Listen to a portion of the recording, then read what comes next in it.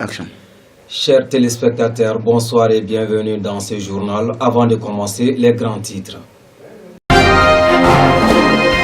attentat suicide a été perpétré ce jeudi à Mogadiscio dans une école de police, faisant 13 morts et plusieurs blessés. Les dirigeants de l'UE se sont réunis ce jeudi à Bruxelles pour 2 jours de sommet.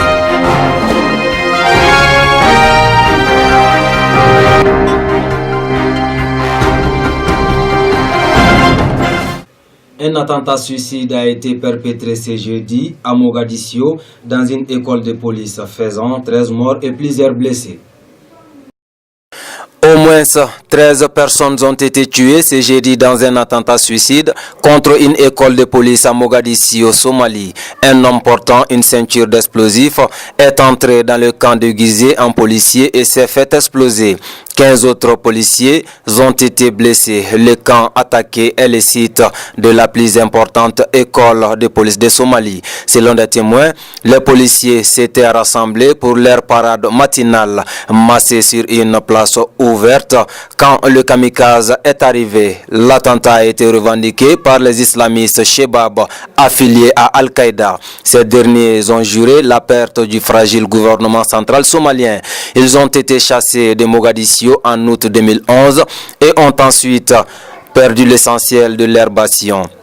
Mais ils contrôlent toujours de vastes zones rurales d'où ils mènent des opérations de guérilla et des attentats suicides, souvent dans la capitale et contre des bases militaires somaliennes ou étrangères. L'attentat le plus meurtrier de l'histoire de la Somalie a fait jusqu'à 512 morts le 14 octobre dernier, lorsqu'un camion piégé a explosé à Mogadiscio fin octobre. C'est un hôtel qui avait été visé. L'attaque avait alors fait 29 morts.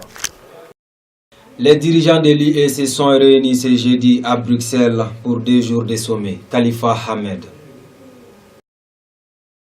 Les dirigeants de l'UE se sont réunis ce jeudi à Bruxelles pour 2 jours de sommet, notamment en vue de clore la première phase de négociation du Brexit avec la première ministre britannique Theresa May, affaiblie après une défaite cruciale mercredi au Parlement.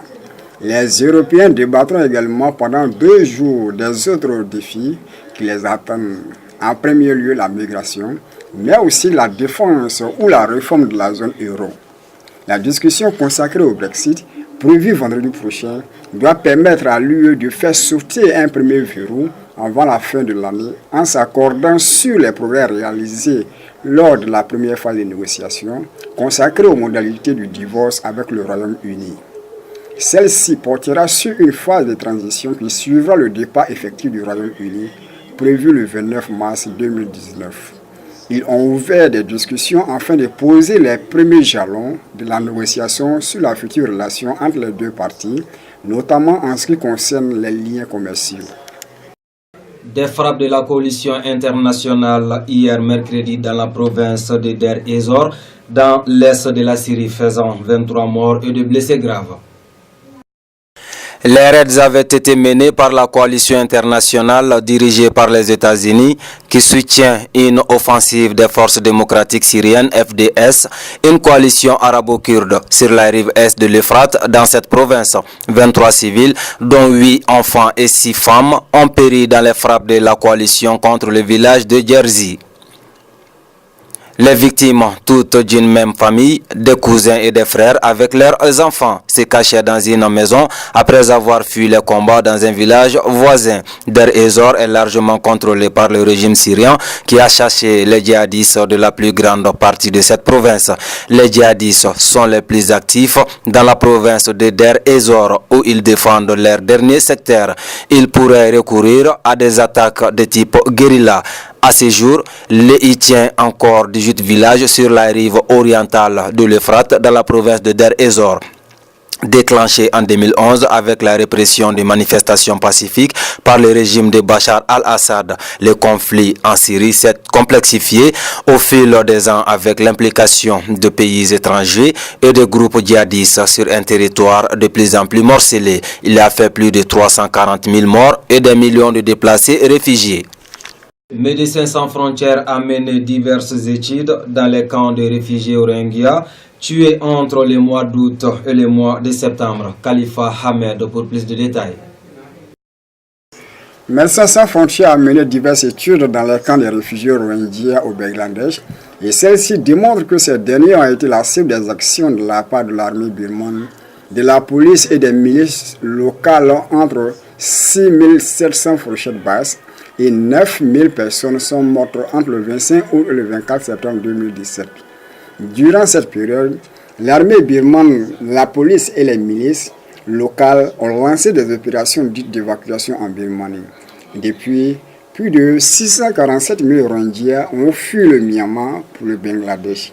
L'ampleur et la nature des violences mises au jour sont effroyables. Le taux de mortalité totale entre le 25 août et le 24 septembre, des personnes entre 9 425 et 13 759 Rohingyas sont morts durant les 31 jours suivant les débuts de violence, dont au moins 1000 enfants de moins de 5 ans. La plupart de ces décès sont dus à la violence, y compris parmi les enfants.